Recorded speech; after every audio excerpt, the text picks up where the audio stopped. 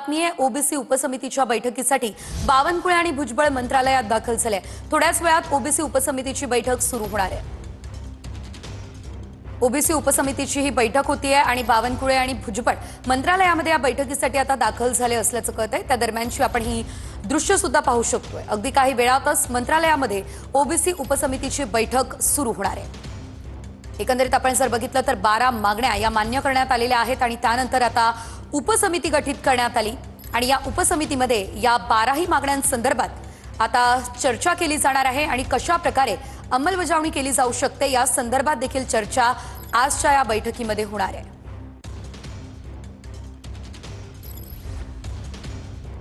थोड्याच वेळात ही बैठक सुरू होईल। ओबीसी उपसमितीची ही बैठक आहे। ही उपसमिती जी आहे ती गठीत करण्यात आलेली आहे आणि आता अगदी काही वेळातच या बैठकीला सुरुवात होणार आहे। त्यासाठी चंद्रशेखर बावनकुळे आणि त्यांच्यासोबत छगन भुजबळ मंत्रालयात दाखल झालेले आहेत।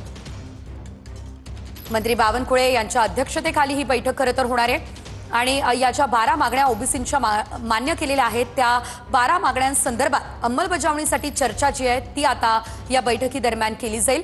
छगन भुजबळ यांचं नेमकं म्हणणं काय आहे ते देखील ऐकलं जाणार आहे। याआधी बावनकुळेंनी देखील या संदर्भात माहिती दिलेली होती। भुजबळांचं म्हणणं ऐकून घेतलं जाईल असं त्यांनी सांगितलं होतं आणि आजच्या या बैठकीमध्ये छगन भुजबळ यांचं नेमकं काय म्हणणं आहे तेही ऐकून घेतलं जाणार आहे।